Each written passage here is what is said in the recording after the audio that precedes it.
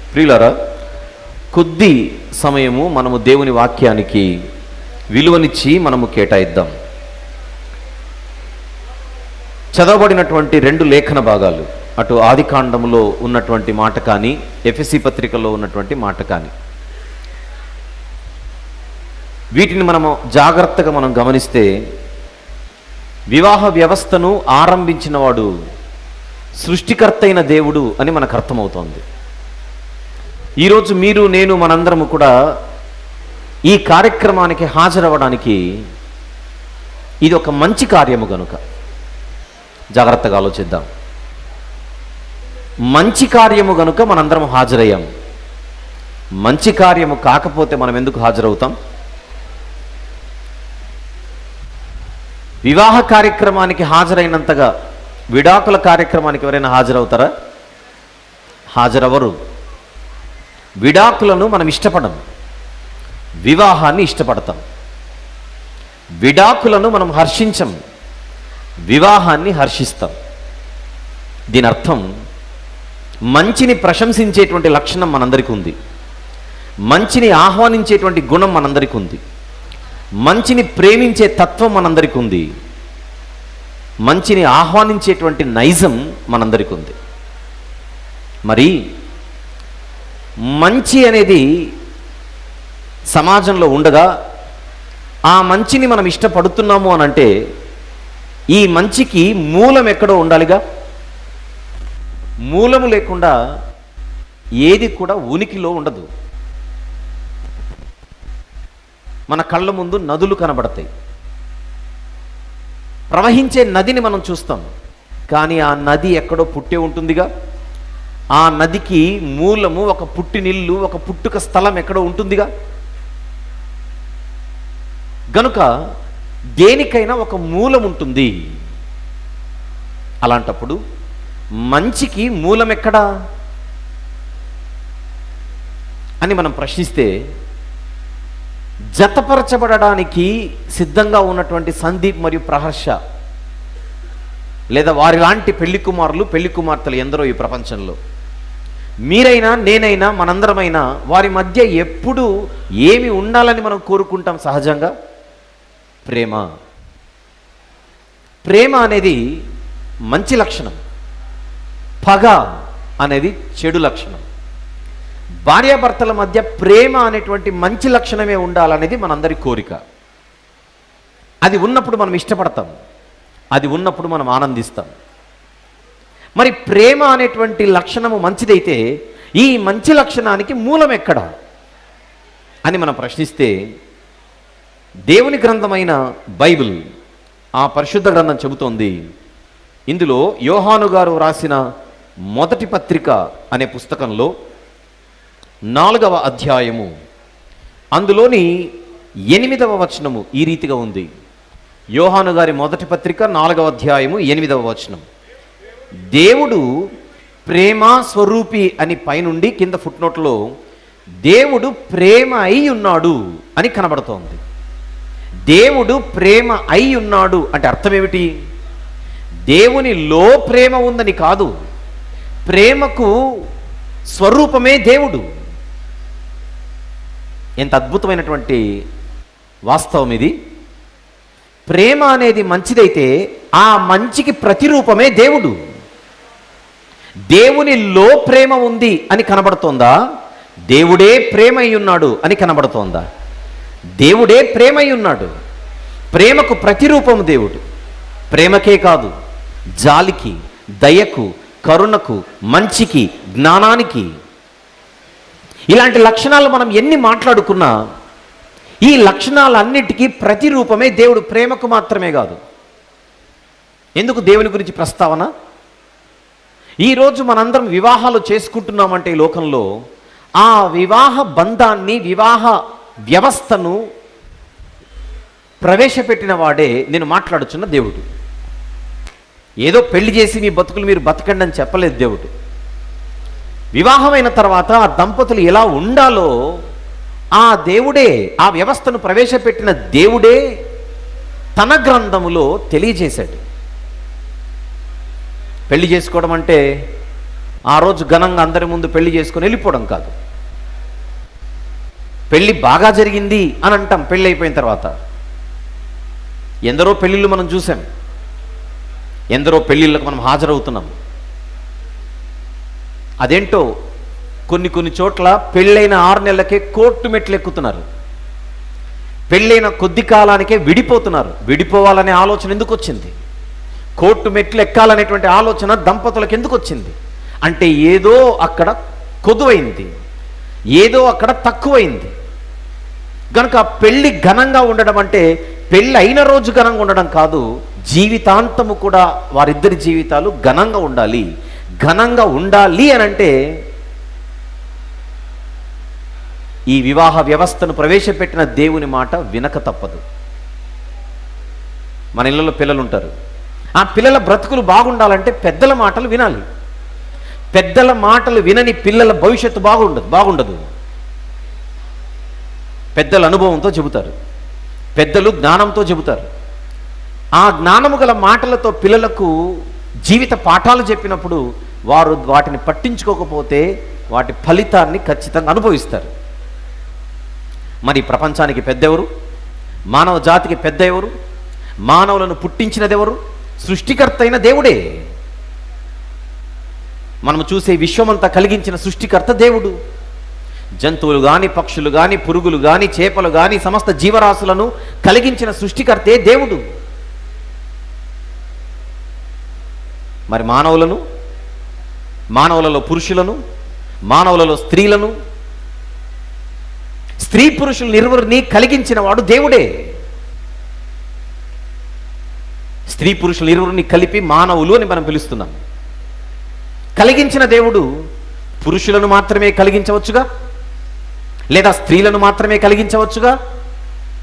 పురుషులను స్త్రీలను ఇరువురిని ఎందుకు కలుగజేశాడని అడిగితే ఆయన మనసులో వివాహ సంకల్పం ఉంది గనుక, వివాహ ఆలోచన ఉంది గనుక, వివాహ ఉద్దేశం ఉంది గనుక. మగజాతి, ఆడజాతి, స్త్రీలు, పురుషులు అందరూ ఆలోచిస్తారని ఒక మాట ఇక్కడ ప్రస్తావిస్తున్నాను. దేవుడు ఏర్పరిచిన వివాహ వ్యవస్థలో స్త్రీ పురుషులు మాత్రమే జతపరచబడాలి. మీలో కొంతమందికి అవగాహన ఉంటుంది, ఈరోజు ప్రపంచంలో పురుషులు పురుషులను వివాహం చేసుకుంటున్నారు, స్త్రీలు స్త్రీలను వివాహం చేసుకుంటున్నారు. ఆ వార్తలు మనం చదువుతున్నాం. ఈరోజు మనకు సోషల్ మీడియా వచ్చిన తర్వాత, యూట్యూబ్ విప్లవం వచ్చిన తర్వాత అన్ని వీడియోలు మనకు స్పష్టంగా కనబడుతున్నాయి. నేను చెబుతున్నానని కాదు, మీరు ఒకసారి వెదకండి, ఖచ్చితంగా కనబడతాయి. స్వలింగ సంపర్కం, ఈ పదం మనం వినలేదా? ఈ స్వలింగ సంపర్కానికి ప్రపంచంలో ఎన్నో దేశాలు అనుమతినిచ్చి వాటిని చట్టబద్ధం కూడా చేయడం మనము చూడట్లేదా? అమెరికా లాంటి దేశం అగ్రరాజ్యం అని అంటాం. అమెరికా దేశాన్ని మొన్నటి వరకు పరిపాలించినటువంటి ఒక అధ్యక్షుడు ఒబామా. ఆయన గెలిచిన తర్వాత ప్రమాణ స్వీకారం చేస్తున్నాడు. ఆ ప్రమాణ స్వీకారం చేయడానికి బైబిల్ అనే పరిశుద్ధ గ్రంథాన్ని పట్టుకున్నాడు. ఒకనాడు అమెరికాను పరిపాలించిన అధ్యక్షుడిగా ఉన్నటువంటి అబ్రహాం లింకన్ గారు ఉపయోగించినటువంటి బైబిల్ని పట్టుకొని దాని మీద బైబిల్ చేయబెట్టి ఆయన యోహాను గారి మొదటి పత్రిక 4:8 ఏదైతే మనం చూసామో అలాంటి వచనాలను కోట్ చేస్తూ అని అన్నమాట. బైబిల్లో దేవుడు అందరినీ ప్రేమించమన్నాడు గనుక, నేను అధ్యక్షుడు అయ్యాను గనుక మనం అందరినీ ప్రేమించాలి, అన్ని వ్యవస్థలను ప్రేమించాలి. కనుక ఈ అమెరికా దేశంలో పురుషులు పురుషుల్ని పెళ్లి చేసుకోవచ్చు, స్త్రీలు స్త్రీలను పెళ్లి చేసుకోవచ్చు. దాన్ని కూడా మనం ప్రేమిద్దాం, ఆ వ్యవస్థను కూడా ప్రేమిద్దాం, ఆ సంప్రదాయాన్ని కూడా ప్రేమిద్దాం, ఆ ఆచారాన్ని కూడా ప్రేమిద్దామని ఇది తీసుకొని దానికి అప్లై చేశాడు అమెరికా అధ్యక్షుడు. మాజీ ఏ క్యాజీ అని అడిగితే బైబిల్లోని ఇలాంటి వచనాలు చూపిస్తున్నాడు. అక్షరాలు మాత్రమే చదివినటువంటి వీరు అందులోని భావాన్ని అర్థం చేసుకోక. నేను ఈరోజు వాక్యం చెప్పడం కంటే ముందు దైవ సేవకులు కొన్ని బైబిల్లోని పరిశుద్ధమైనటువంటి వచనాలను చదివించారు. అందులో మొదటి పుస్తకం ఆదికాండం.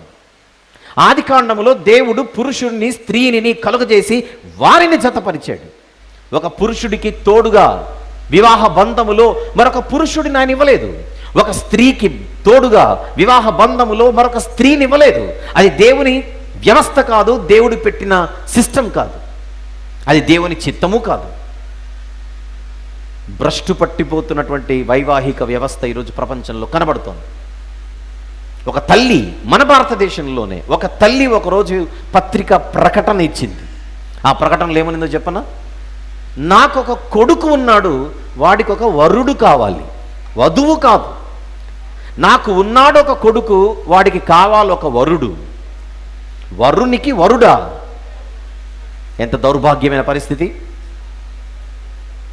కొన్ని సంవత్సరాల కిందట మన భారతదేశంలో కూడా, మన భారతదేశ పార్లమెంట్లో ఈ చర్చ ప్రజాప్రతినిధుల మధ్య గొప్పగా జరిగింది. ఏమని? స్వలింగ సంపర్కాన్ని మన దేశంలో కూడా చట్టబద్ధం చేద్దామా? ఇది చర్చ. స్వలింగ సంపర్కాన్ని మన దేశంలో, ఈ భారతదేశంలో కూడా దీనిని చట్టబద్ధం చేద్దామా? మనం ఆనందించాల్సింది ఆ బిల్లు పాస్ అవ్వలేదు, లేకుంటే మన దేశం కూడా భయంకరంగా తయారైపోయేది. మంచి సంప్రదాయాలకు పేరు కలిగినటువంటి ఈ దేశంలో ఇలాంటి చట్టాలు గనక వస్తే ఎంత భయంకరం. అందుకే వ్యవస్థ భ్రష్టు పట్టకూడదనంటే ఆ వ్యవస్థను ప్రవేశపెట్టినటువంటి ఆయనే మనతో మాట్లాడాలి. ఆయనే దేవుడు. ఆయనే స్త్రీ పురుషులను జతపరిచాడు. జతపరిచి మీ ఇద్దరు కలిసి ఉండాలి, మీ ఇద్దరి మధ్య ఎప్పుడు మంచి ఉండాలి. ఆ మంచిని చూడ్డానికే మనందరం వచ్చాం. వారిద్దరు జతపరచబడుతుంటే మనందరం కూడా తెలియకుండానే మన ముఖముల్లో ఆ నవ్వు కనబడుతుంది, ఆనందం. ఈ మొదటి రోజు మాత్రమే కాదు, వారిని ఎప్పుడు చూసినా మనం ఆనందించేలా వారి జీవితాలు ఉండాలంటే, ఈరోజు మనందరి జీవితాలు ఉండాలంటే ఎప్పుడు కూడా భార్యాభర్తల మధ్య మంచి మాత్రమే ఉండాలి. మంచి ఎక్కడుండునో ఆనందం అక్కడుండును. మన ఇంట్లో పిల్లలు ఉంటారు, చిన్నపిల్లలు, బడికి వెళ్ళే పిల్లలు, కుమారులు కుమార్తెలు. కొన్ని సందర్భాల్లో సరదాగా భర్త భార్యని ఆట పట్టిస్తుంటాడు. అంటే పిల్లల ముందు తండ్రి తల్లిని ఆట పట్టిస్తుంటాడు, తల్లి కూడా కొన్ని వేస్తుంటుంది భర్తపై. వాళ్ళు సరదాగా మాట్లాడుకునే ఆ యొక్క సంభాషణను చూసి పిల్లలు ఎంజాయ్ చేస్తుంటారు. మా అమ్మను మా నాన్న ఆట పట్టిస్తున్నాడని, మా అమ్మ కూడా తగ్గట్లేదు, మా నాన్నకు కూడా వేస్తోందని. సహజంగా ఎవరిళ్ళల్లోనైనా ప్రతి కుమారుడు తల్లి కొడుకు, అమ్మ కొడుకు, ప్రతి కుమార్తె నాన్నబిడ్డ. మనకు తెలిసిందేది అది. దాదాపుగా 90% కుటుంబాలలో కుమార్తెలందరూ తండ్రికి సపోర్ట్, కుమారులందరూ తల్లికి సపోర్ట్. అందువలన ఏదైనా నాన్నతో మాట్లాడాలంటే అమ్మ ద్వారా వెళ్తాడు కొడుకు. కూతురికైతే ఎలాంటి వారధులు అవసరం లేదు, నేరుగా వెళ్ళిపోతుంది తండ్రి దగ్గరికి. అలాంటి పిల్లలు ఉన్నటువంటి మన కుటుంబంలో తల్లిదండ్రులు సరదాగా మాట్లాడుకుంటుంటే, సంతోషంగా ఉంటే ఆ పిల్లలు ఎంతో సంతోషంగా ఉంటారు. దానికి బదులుగా ఆ తల్లిదండ్రులు ఎప్పుడు గొడవలు పడుతుంటే, దానికి బదులుగా ఆ భార్యాభర్తలు ఎప్పుడు కూడా గొడవలు, కలహాలు, అల్లర్లు, తిట్టుకోవడాలు, కొట్టుకోవడాలు ఇవి కనపడితే ఒక్కసారి పసి హృదయాలను మనం ఆలోచిస్తే వాళ్ళు దాన్ని హర్షించరు. ఆ ప్రభావం వారి మనసులపై పడుతుంది, ఆ ప్రభావం వారి చదువులపై పడుతుంది, ఆ ప్రభావం వారి భవిష్యత్తుపై పడుతుంది. నేను మాట్లాడుతున్న ఈరోజు ఈ వివాహ సందేశంలో నేను మీ ముందుకు తీసుకొని వస్తున్నది మంచి మంచి మంచి మంచి. ఆ మంచికి పుట్టినిల్లు అనడం కంటే ఆ మంచికి ప్రతిరూపమే దేవుడు. బైబిల్ అంటోంది, దేవుడు ముందుగా మనల్ని ప్రేమించాడు, ఆ తర్వాతనే మనము ప్రేమిస్తున్నాం. కారణం దేవుడే ప్రేమ స్వరూపి. యోహాను గారు మొదటి పత్రిక మనం చూస్తున్నటువంటి వచనం 4వ అధ్యాయము, యోహాను గారు మొదటి పత్రిక 4వ అధ్యాయము 8వ వచనాన్ని మనం చదువుతున్నాం. దేవుడు ప్రేమ స్వరూపి, ప్రేమ లేనివాడు దేవునిని ఎరుగడు. ప్రేమ లేనివాడు దేవునిని ఎరుగడు. ప్రేమ అంటే మంచి, మంచి లేని చోట దేవుని సన్నిధి ఉన్నట్టు కాదు. వండర్ఫుల్. ఇప్పుడు భార్యాభర్తల గురించి మనం ఆలోచిస్తున్నాం. కారణం వారు కొద్ది సమయంలో మనందరి ఎదురుగా భార్యాభర్తలుగా మారి సేవకుల చేత ప్రకటించబడుచున్నారు. ఇక మీదట వారు భార్యాభర్తలు అని. ఇలాంటి సమయంలో దేవుడు ఎలాంటి వ్యవస్థను ఏర్పరిచాడు? ఒక వచనం బైబిల్ ఇప్పుడు నేను చూపించబోతున్నా. ఇది మనం పెద్దగా ఆలోచించం, కానీ ఆలోచించవలసిన అవసరత ఇప్పుడుంది. ఆదికాండములోనే 3వ అధ్యాయానికి వద్దాం. ఆదికాండము 3వ అధ్యాయం, అందులోని 16వ వచనం ఒకసారి చూద్దాం. ఆదికాండము 3:16. ఆయన స్త్రీతో, నీ ప్రయాసమును నీ గర్భవేదనను నేను మిక్కిలి హెచ్చించెదను, వేదనతో పిల్లలను కందు. ఇప్పుడు నెక్స్ట్ మాట చూద్దాం జాగ్రత్తగా. నీ భర్త ఎడల నీకు వాంఛ కలుగును, అతడు నిన్ను ఏలును. ఆ 2 వాక్యాలను జాగ్రత్తగా చూద్దాం. నీ భర్త ఎడల నీకు వాంఛ కలుగును, అతడు నిన్ను ఏలును. ఈ మాట దేవుడు ఎవరితో చెబుతున్నాడు, ఎప్పుడు చెబుతున్నాడు అని ప్రశ్నిస్తే, ఆ దంపతులు ఇరువురు కూడా ఆజ్ఞను అతిక్రమించిన తర్వాత, ఆ దంపతులు ఇరువురు కూడా పండును తిన్న తర్వాత, ఆ దంపతులు ఇరువురు కూడా పాపాన్ని మూట కట్టుకున్న తర్వాత, వారి జీవితాలకు పాపం అంటుకున్న తర్వాత, ఆదికాండం 3:16లో మనం చూస్తున్నాం. కుటుంబానికి భార్యాభర్తలకు పాపం అంటుకున్న తర్వాత దేవుడు వారి భవిష్యత్తు చెబుతున్నాడు. ఏమని? నీ భర్త ఎడల నీకు వాంఛ కలుగును. అవును, భర్త ఎడల భార్యకు వాంఛ కలిగితే తప్పు కాని వాంఛ ఒకటి ఉంది, కానీ ఇక్కడ మాట్లాడుచున్నది ఆ వాంఛ గురించి కాదు. మీరు పాపము చేయడం వలన అమ్మా స్త్రీ, భార్య, నీ భర్త ఎడల నీకు వాంఛ కలుగును. ఏమిటా వాంఛ? ఇది తెలియాలంటే కింద 4వ అధ్యాయానికి వద్దాం ఒకసారి. అదే ఆదికాండము 4వ అధ్యాయం, 7వ వచనం ఒకసారి చూద్దాం. 7. కయీనుతో దేవుడు మాట్లాడుచున్నమాట.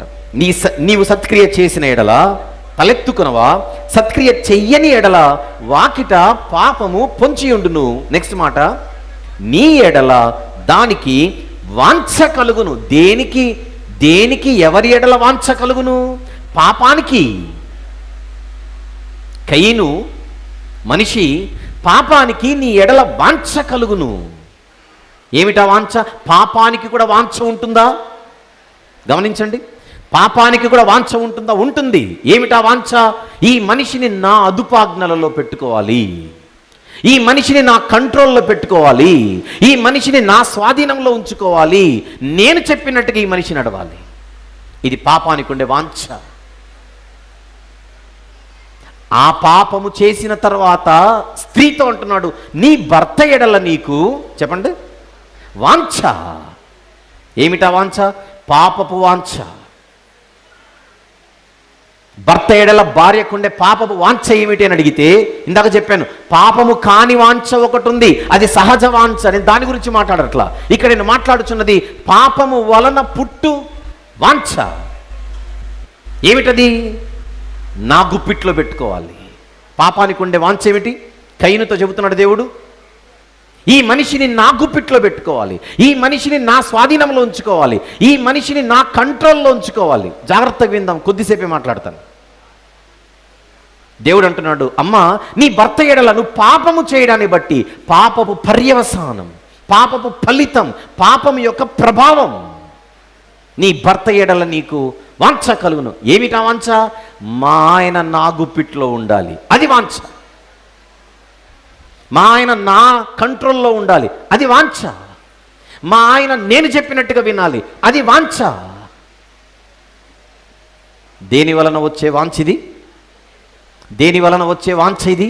పాపము వలన. అది కేవలం మొదటి స్త్రీతో మాత్రమే మాట్లాడుచున్నాడు అనుకునేరు. ఈరోజు ప్రపంచంలో అనేక కుటుంబాలలో ఈ తత్వం కనపడుతుంటుంది.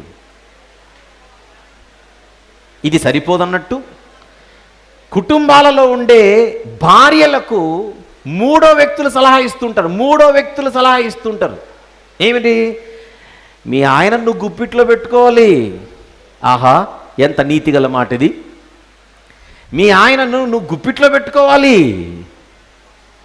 మీ ఆయన నీ అదుపులో ఉండాలి, మీ ఆయన నీ కంట్రోల్లో ఉండాలి.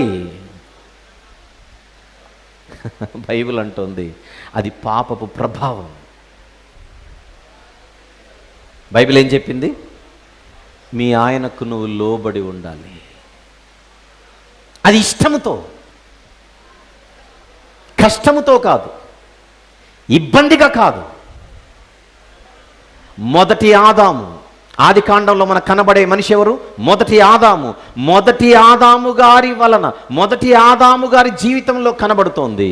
మొదటి ఆదాము వలన మనము చూస్తున్నటువంటి ఒక చరిత్ర, స్త్రీలు పురుషులను, భార్యలు భర్తలను తమ అదుపులో పెట్టుకోవాలనే వాంఛ, అది మంచిది కాదు. 2, ఆగిపోయాడు దేవుడు. మరి నీ భర్త సంగతి ఏమిటి? అతడు నిన్ను ఏమంటున్నాడు 16వ వచనంలో? ఏలును. అంటే స్త్రీలకు మాత్రమే కాదు పాపపు ప్రభావం, పురుషులకు కూడా. పురుషులకు వచ్చే పాపపు ప్రభావం ఏంటని అడిగితే, అసలు భార్యలను ప్రేమించమని చెప్పాడా దేవుడు బైబిల్లో? భార్యలను ప్రేమించమని చెప్పాడా భర్తలతో? కాదు. భర్తలతో దేవుడు నీ భార్యను ఏలాలి అనంటే డామినేట్ చేయాలి, అణగద్రొక్కాలి, అణిచివేయాలి, బానిసగా చూడాలి. ఆధిపత్యం. బైబిల్ అంటోంది భార్యను ప్రేమించమని, ఆధిపత్యాన్ని ప్రదర్శించమని చెప్పలా. కానీ పాపపు ప్రభావము వలన పురుషులకు ఒక కోరిక ఏమిటి? నా భార్యను నేను, నా భార్యపై నా ఆధిపత్యం. మొట్టమొదట దేవుడు వివాహం చేసినప్పుడు ఆ ఇద్దరి మధ్య అది లేదు. పాపము చేయకముందు ఆదాము గారి ఆలోచన భార్యను ప్రేమించడం. పాపము చేయకముందు ఆదాము గారి తత్వం భార్యను ప్రేమించడం, ఆధిపత్యాన్ని ప్రదర్శించడం కాదు.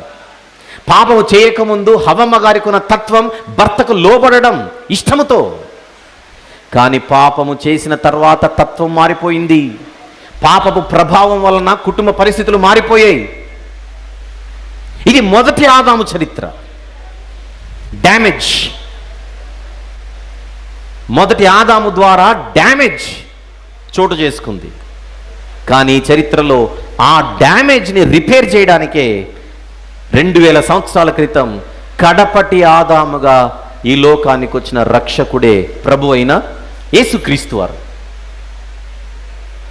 ఆయన ద్వారా ఈ భూమి మీద సంఘం ఏర్పరచబడింది. ఆ సంఘానికి పత్రికలు రాయబడ్డాయి. ఈరోజు మనం వాక్య పఠనంగా చదువుకున్న ఎఫెసీ పత్రిక ఆ సంఘానికి రాసినటువంటి పత్రికే. అందులో అంటున్నాడు ఆయన, పరిశుద్ధాత్ముడు వ్రాయించినటువంటి మాట, ఎఫెసీ పత్రిక 5వ అధ్యాయం, ఎఫెసీలకు వ్రాసిన పత్రిక 5వ అధ్యాయం, అందులో చెప్పిన మాట 22వ వచనం, స్త్రీలారా ప్రభువునకు వలె మీ సొంత పురుషులకు లోబడి ఉండుడి. ఇది కడపటి ఆదాము ద్వారా చోటు చేసుకుంటున్నటువంటి అద్భుతమైన పరిస్థితి. మొదటి ఆదాము ద్వారా మనం చూసినది ఏమిటి? 3:16 ఆది కాండంలో నీ భర్త ఎడల వాంఛ, లోబడడం పక్కకు జరిగిపోతుంది. భర్తపై పెత్తనం అనేది చోటు చేసుకుంటుంది. అది పాపపు పర్యవసానం మొదటి ఆదాము. కానీ కడపటి ఆదాము ద్వారా నో, భర్తలకు మీరు లోబడి ఉండాలి. అది 22వ వచనం. 25, 27 వచనాలకు వచ్చేసరికి తెలుగు బైబిల్లో కలిసి ఉంటాయి. మీ భార్యలను, పురుషులారా మీ భార్యలను ప్రేమించుడి. పాపము ప్రవేశించిన తర్వాత ప్రేమించడం ఆగిపోయింది. దానికంటే ఎక్కువగా ఆధిపత్యాన్ని ప్రదర్శించడం ఎక్కువైపోయింది. చెడు వలన చోటు చేసుకునేది ఇది. ఏ క్షణమైతే దంపతులు దేవునికి దూరమయ్యారో, దేవునికి దూరమైన క్షణాన పాపం ప్రవేశించింది కుటుంబంలోనికి. పాపము ప్రవేశించిన క్షణాన ఆ కుటుంబము అవస్థలలోనికి జారిపోయింది, కష్టాలలోనికి జారిపోయింది, ఇబ్బందులలోనికి జారిపోయింది, సమస్యలలోనికి జారిపోయింది. అంతవరకు భార్యను ప్రేమించిన భర్త సమస్య వచ్చేసరికి ఎందుకు తిన్నావు పండును అనేసరికి ఆయన అంటున్నాడు, నువ్విచ్చిన స్త్రీ నేను మంచోడ్నే, ఆమెను బుక్ చేస్తున్నాడు ఈయన అన్నాడా? తినవద్దని నేను చెప్పిన పండును నువ్వు తింటివా అని అడిగేసరికి ఆయన ఇచ్చిన సమాధానం ఏంటి? ఆదాము గారు, నేను మంచోడ్నే, నువ్విచ్చిన స్త్రీ అంటే సమస్య వచ్చేసరికి భార్య తరపున భర్త నిలబడట్లా, భార్యను ముందు పెట్టేస్తున్నాడు, వెనక్కి వెళ్ళిపోతున్నాడు. స్వచ్ఛమైన ప్రేమ కాదది, కల్మషము లేని ప్రేమ కాదది. ప్రేమ అంటే మంచి, స్వచ్ఛమైన మంచి కాదది. మొదటి ఆదాము, జాగ్రత్త గమనించండి, మొదటి ఆదాము పాపపు ప్రభావము వలన సమస్య వచ్చినప్పుడు భార్యను ముందు పెట్టాడు తాను తప్పించుకోవడానికి.